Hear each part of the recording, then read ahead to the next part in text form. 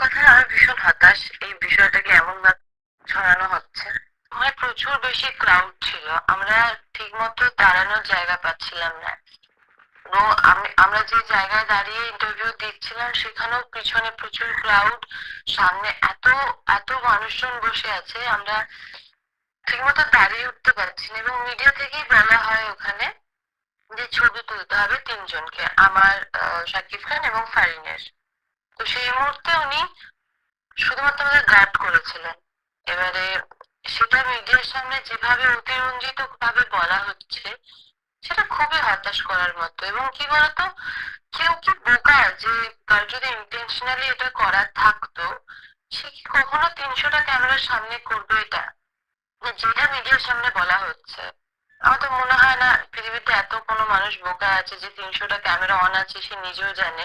সে যদি অনেক ক্ষতি করার চেষ্টা করতো বা আহ যেটা মিডিয়ার ক্ষতি করার না, যেটা মিডিয়ার সামনে প্রেজেন্ট করা হচ্ছে বারবার সেটা করারই চেষ্টা করতে, 300টা ক্যামেরার সামনে নিশ্চয়ই করতো না। আমার মনে হয় এটা সম্পূর্ণ অতিরঞ্জিত ভাবে বাড়িয়ে মিডিয়ার সামনে প্রেজেন্ট করা হচ্ছে, দ্যাটস ইট। অস্বস্তি তো প্রশ্ন আসে না এখানে। কারণ আমরা তো প্রথমেই তোমায় বললাম এত ক্রাউড ছিল ওখানে, আমাদের দাঁড়ানোর জায়গা ছিল না ওই মুহূর্তে।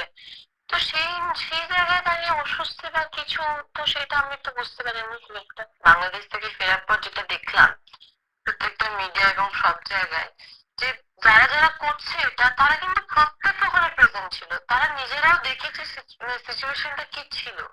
তারপরেও যেটা বাজেভাবে প্রেজেন্ট করা হচ্ছে যে এটা গায়ে হাত দেওয়া বলো, এইগুলো বলো, এগুলো তো প্রত্যেকটা আর্টিস্টের নর্মাল গো, মানে আমরা কাজ করি, এগুলো তো নর্মাল।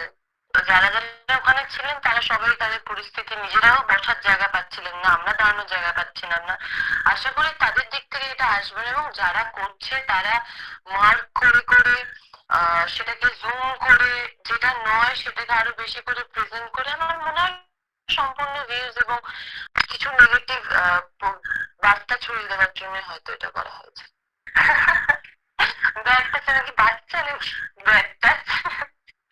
অতগুলো 300টা ক্যামেরার সামনে কেউ আমাকে ব্যাড টাচ করবে আর সেটা আমি সহ্য করবো? যারা স্বাভাবিক সুস্থ মানুষ যারা, তারা দেখে ওটা বুঝতে পারবে ওটা কি টাচ ছিল। ওটা শুধুমাত্র আমাদের প্রোটেক্ট করা ছিল। শুধু আমি না, ওখানে তাসনিয়ার কোমরেও হাত ছিল, আমারটা দেখা গেছে।